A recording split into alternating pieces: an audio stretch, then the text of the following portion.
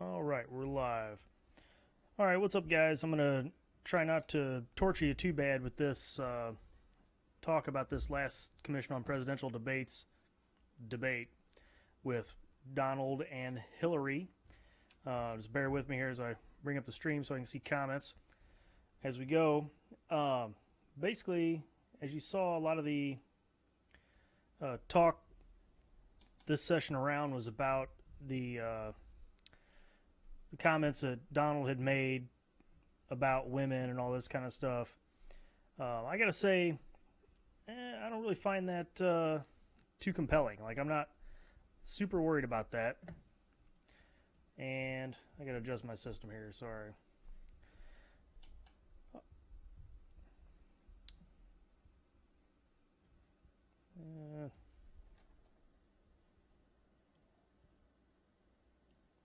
Yep, I'm that guy. Start streaming, not ready.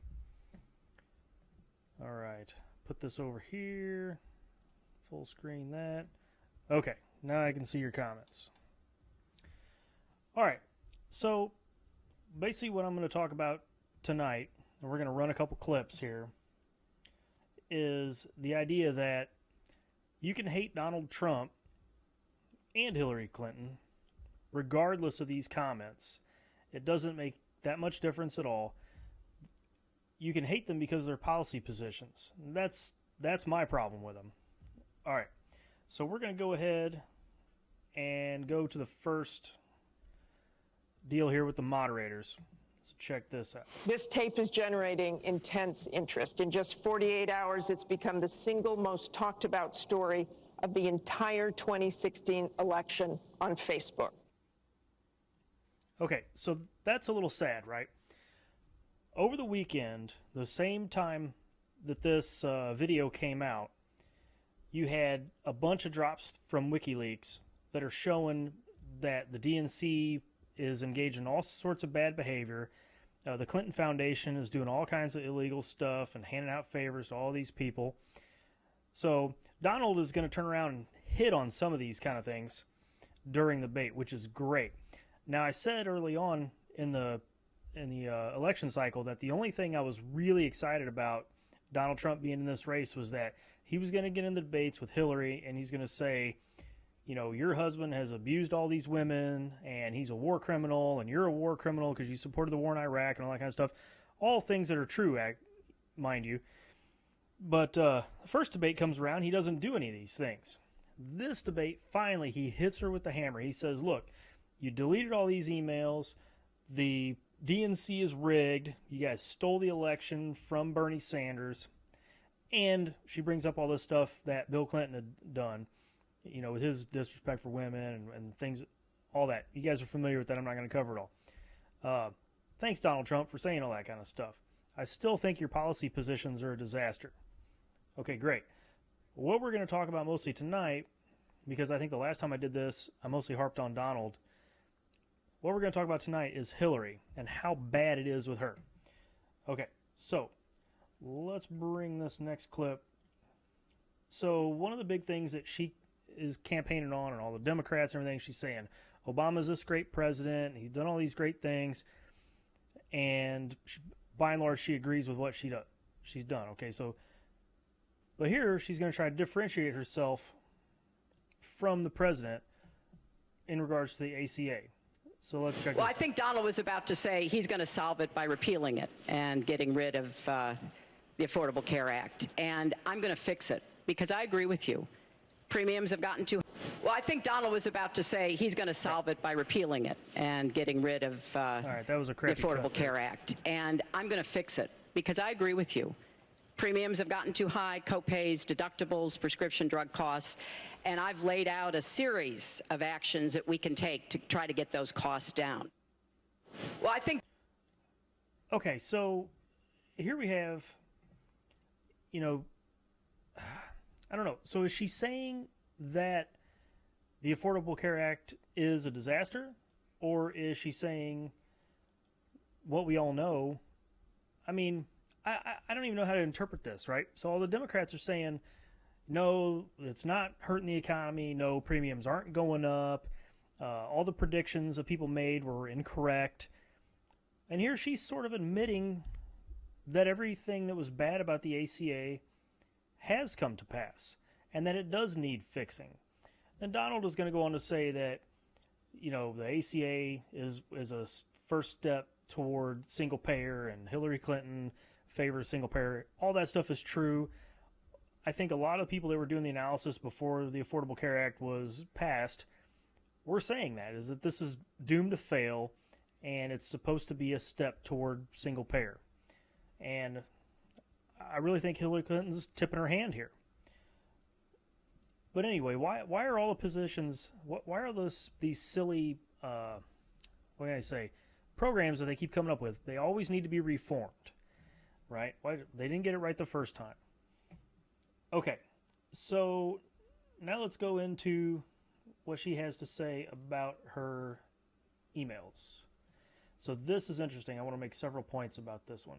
After a year-long investigation, there is no evidence that anyone hacked the server I was using, and there is no evidence that anyone can point to at all, anyone who says otherwise has no basis, that any classified material ended up in the wrong hands. I take classified materials very seriously.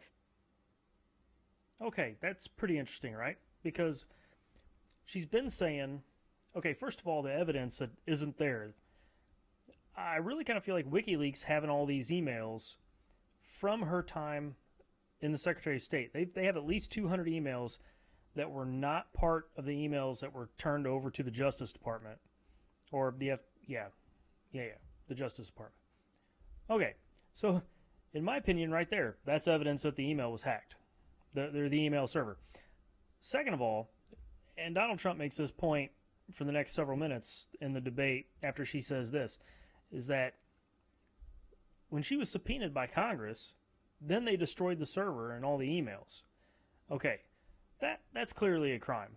Now, her supporters will say, well, she didn't know they were classified, or, you know, they weren't classified at the time, or whatever.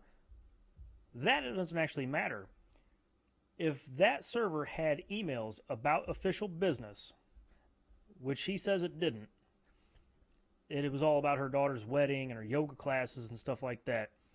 Okay, if that's true, she didn't do 1 ounce of work. I mean, how long would it take any of you to generate 33,000 emails and then have to destroy them all, and then none of them were about work? So if that's true, she didn't do 1 ounce of work. So all these qualifications she says she has, she doesn't. Okay. It's illegal to destroy official government records, whether they are classified or not. So that's a crime.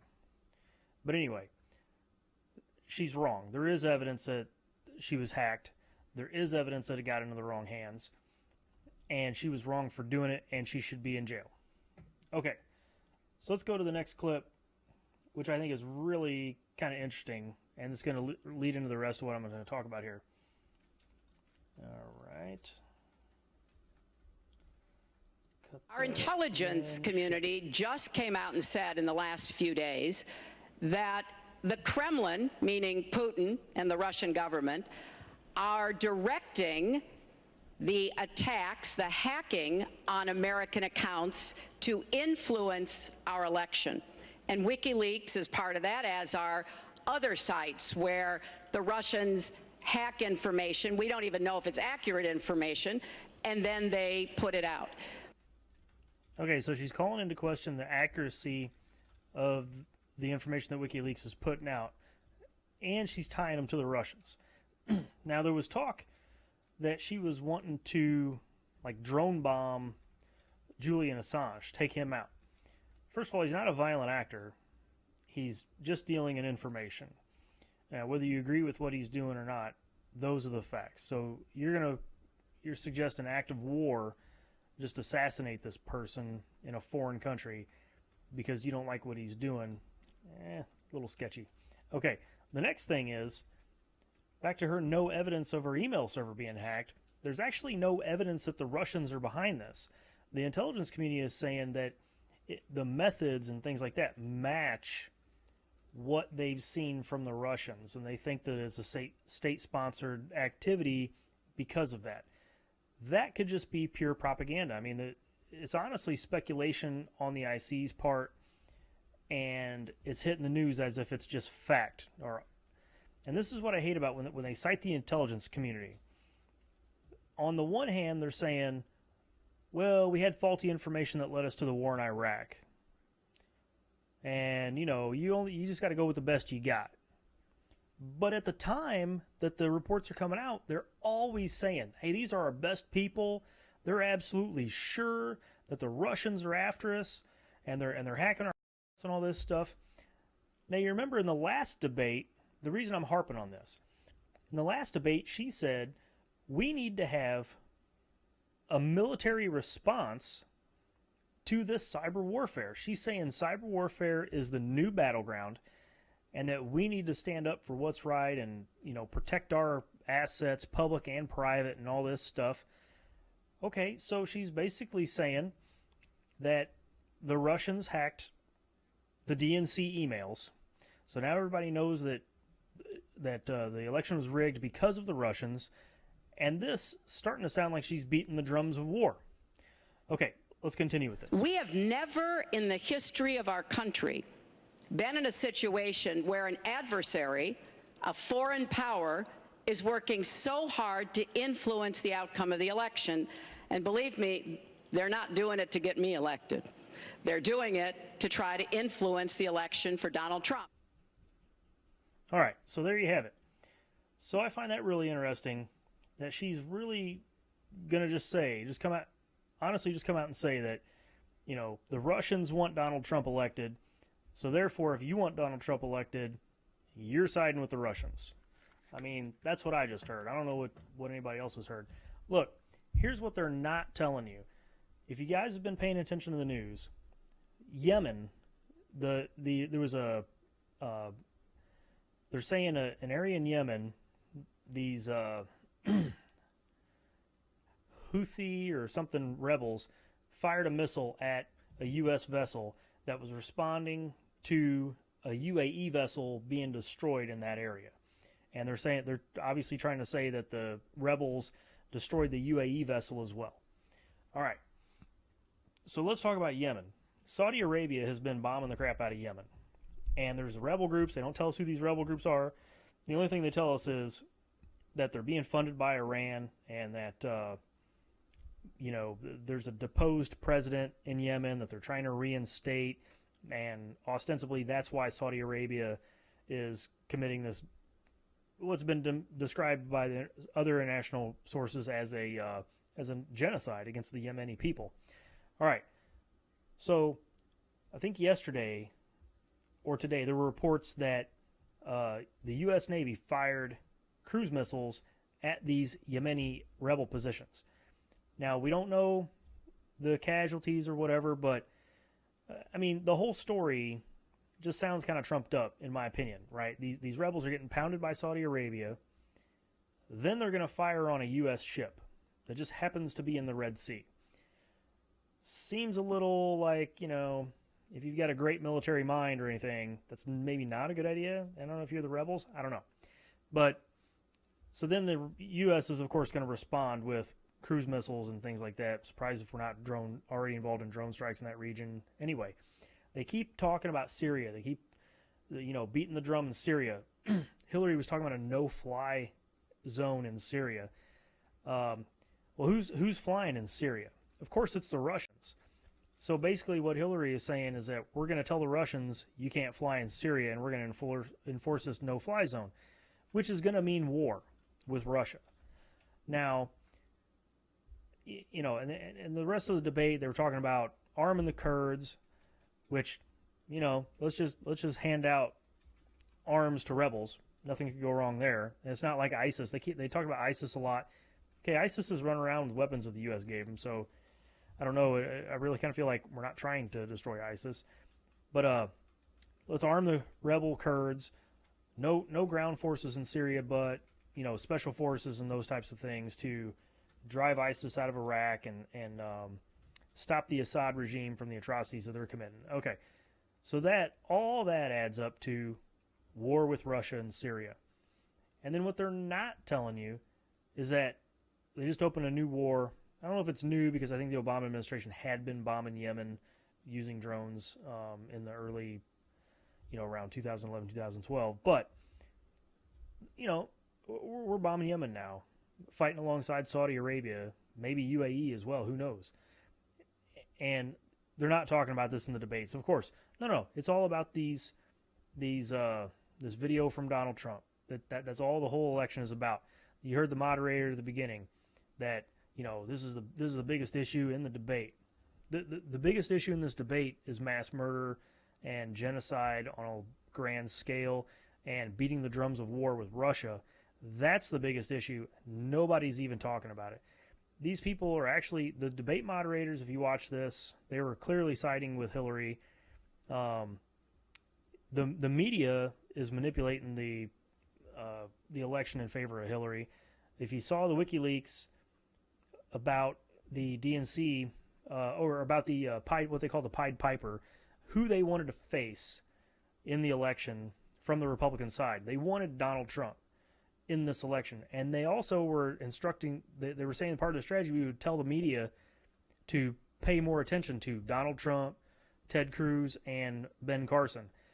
And I think if you look at the run-up to the election, they did pay undue attention to Ben Carson. That dude never one time said something that made any sense. And he got all kinds of airtime for nothing. Okay? Ted Cruz, of course, I don't know, I feel like from a Republican standpoint, he was probably in the front-runner mix. I mean, most of my Republican friends, I think, were pulling for Cruz, but that doesn't mean he was a good candidate or anything. I mean, this is a libertarian channel, let's be honest. But then Donald Trump. But what they were saying, by saying that they were going to tell the media to pay attention to these people, and I think the evidence shows that the media did pay undue attention to those candidates, they tipped their hand. I mean, now we know that the Democrats have lines into the media, and the media will take marching orders from them. Okay, so now she's saying the Russians are trying to influence the election. Well, the freaking media is in the tank for Hillary. And then all this stuff with the emails and, the DNC being rigged and all this stuff. She's obviously a criminal. As you can see from the clips that I played, and also, I mean, anything that you hear from her, it's just insanity.